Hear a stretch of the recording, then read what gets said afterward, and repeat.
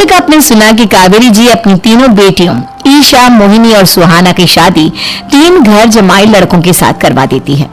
उन्हें लगता है कि ये लड़के शायद घर का कामकाज संभाल लेंगे, लेकिन उनके तीनों घर जमाई बहुत आलसी थे। वो नौकरी भी नहीं करते थे और बाहर का काम भी नहीं। कावेरी जी ने अपनी बेटियों से कहा कि वो प्रेगनेंसी का बहाना बनाकर अपने पतियों को सबक सिखाए। अब सुनिए आगे।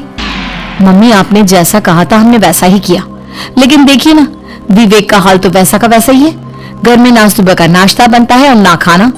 नौकरी पर जाने की बात करूं तो खाने को दौड़ते हैं मुझे। हाँ मम्मी, मैंने भी सुमित को कितनी बार कहा कि अगर नौकरी नहीं करनी तो कोई छोटी सी दुकान ही खोल लो, घर का खर्चा कैसे चलेगा।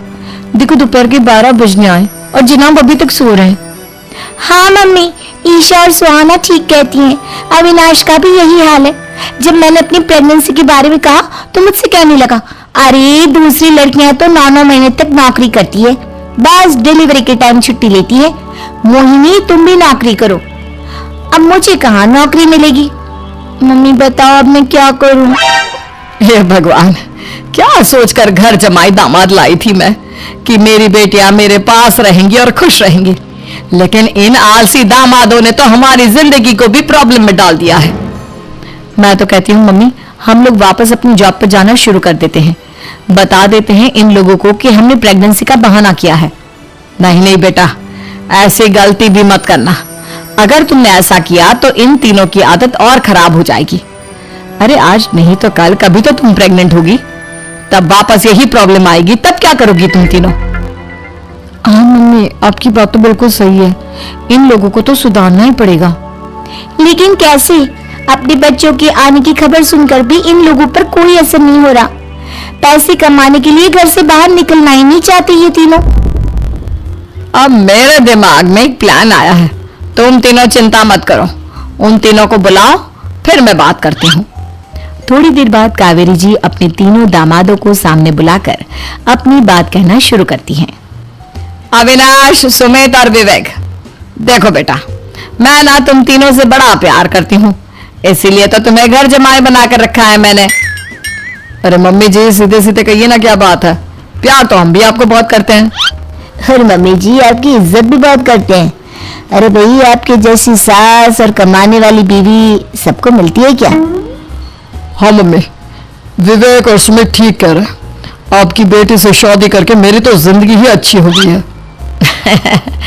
जानती हूँ मैं, और ये भी जानती हूँ कि तुम तीनों अपने अपनी बीवियों से बहुत प्यार करते हो। बेटा, बात ऐसी है कि हमारे कुल गुरु ने कहा है कि प्रेग्नेंट होने के बाद मेरी तीनों बेटियां शुरू के 4 महीने हमारे गांव में जाकर रहेगी, जहां मेरे चाचा जी रहते हैं। अरे लेकिन क्यों मम्मी, गांव में जाकर रहने की क्या जरूरत है इन तीनों को? वो क्या है ना बेटा, हमारे परिवार को एक श्राप है।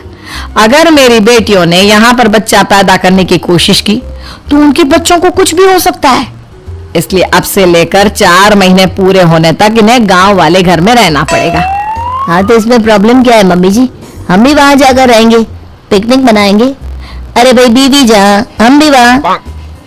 हाँ यार, आइडिया तो बहुत अच्छा है। शहर की जिंदगी में रह रहकर परेशान हो चुके हैं, अब कुछ दिन गांव में बिताएंगे। तुम लोग समझने की कोशिश क्यों नहीं करते? तुम में से कोई भी वहां नहीं जा सकता, और मैं यहाँ रहूंगी ना तुम तीनों के साथ। 4 महीने की तो बात है, उसके बाद ये तीनों ही लौट कर आ जाएंगी। ठीक है मम्मी जी, अब हमारे बच्चों का सवाल है तो ये तो करना ही पड़ेगा। कावेरी अपनी तीनों बेटियों को कुछ दिन के लिए घर से बाहर कहीं दूसरे शहर में रहने के लिए भेज देती है। कुछ दिनों के बाद, अरे मम्मी जी, बहुत दिन से पिज्जा नहीं खाया, मंगवाइए ना। क्या बताऊं बेटा, पहले तो बेटियां खर्चा दे देती थी क्योंकि उनकी नौकरी थी, लेकिन अब तो मेरे पास पैसे ही नहीं बचे। थोड़े बहुत पैसे हैं जो बच्चों की डिलीवरी में काम आएंगे। लेकिन मम्मी जी, आपकी बेटियों को वापस आने में तो अभी बहुत वक्त बाकी है। वही सोच सोच कर परेशान हो रही हूँ। सोच रही हूँ कल से दूध भी बंद करवा देती हूँ। अब दूध वाले को देने के लिए पैसे भी तो नहीं है ना। अरे नहीं मम्मी जी, अगर दूध भी बंद करवा दोगी तो मुझे चाय कहाँ से मिलेगी? और चाय के बिना मैं तो मर ही जाऊंगा। क्या करूं बेटा, इसके अलावा हमारे पास कोई ऑप्शन नहीं है। मेरे पास पैसे ही नहीं बचे। इस तरह कावेरी जी धीरे धीरे अपने तीनों दामादों को पैसे देना बंद कर देती हैं और घर में खाने पीने की चीजें लाना भी बंद कर देती है। अब वो तीनों बुरी तरह से परेशान होने लगे थे और इसलिए एक दिन तीनों प्लान करके घर से बाहर निकलते हैं और बाजार में जाने के बाद यार अच्छा खाना खाए हुए कितने दिन हो गए, पता नहीं कब अच्छा खाना मिलेगा।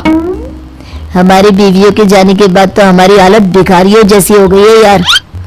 कुछ भी हो, मुझे तो आज पिज्जा खाना ही खाना है। जेब में 1 रुपया नहीं है और पिज्जा खाएगा, कहाँ से आएंगे पैसे? अरे देख वहां सामने बोर्ड पर क्या लिखा हुआ है, कंप्यूटर पर काम करने के लिए एक आदमी की आवश्यकता है। भाई मैं तो जा रहा हूँ, काम करूंगा और शाम तक पैसे लाकर आराम से पिज्जा खाऊंगा। जा जा, तुझे कोई काम नहीं देने वाला, हम तो घर जा रहे हैं। चल भाई सुमित। सुमित और अविनाश वहां से चले जाते हैं और विवेक उस कंप्यूटर शॉप पर सारा दिन काम करके 5,000 रुपए कमाकर घर लौट कर आता है और अपने खाने के लिए अच्छी अच्छी चीजें भी लेकर आता है। ये देखकर विवेक और सुमित के दिल में भी कुछ पैसे कमाने की इच्छा जागती है। अरे सुबह सुबह कहाँ चल दी है तुम? मम्मी जी एक बहुत अच्छी जगह मिली है, कंप्यूटर पर काम करने के 5,000 मिले थे कल मुझे।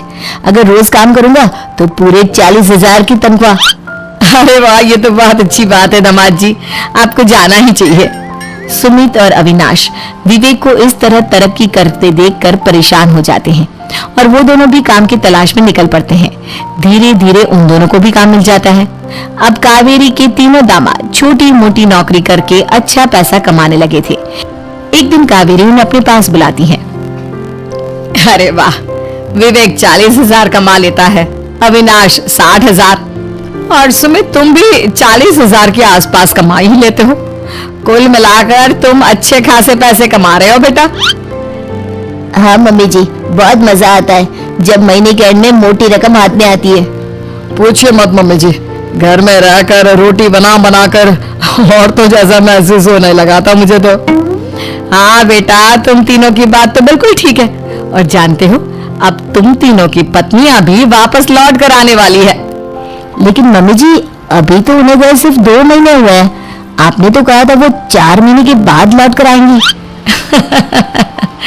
ऐसा कुछ नहीं है बेटा, मैं सिर्फ तुम तीनों को सबक सिखाना चाहती थी कि आदमी घर में बैठकर बीवी की कमाई खाता हुआ अच्छा नहीं लगता। इस दुनिया में हर इंसान को मेहनत करनी चाहिए, काम करना चाहिए, चाहे वो औरत हो या आदमी, ताकि अपने परिवार को संभाल सके। कावेरी की बात सुनकर उन तीनों को अपनी गलती का एहसास होता है और कावेरी उन्हें सच बता देती है कि ईशा, सुहाना और मोहिनी शहर में ही कहीं दूसरी जगह रह रहे थे। शाम के वक्त उन तीनों की पत्नियां लौट कर आ जाती है और कावेरी जी का परिवार एक खुशहाल परिवार की तरह रहने लगता है।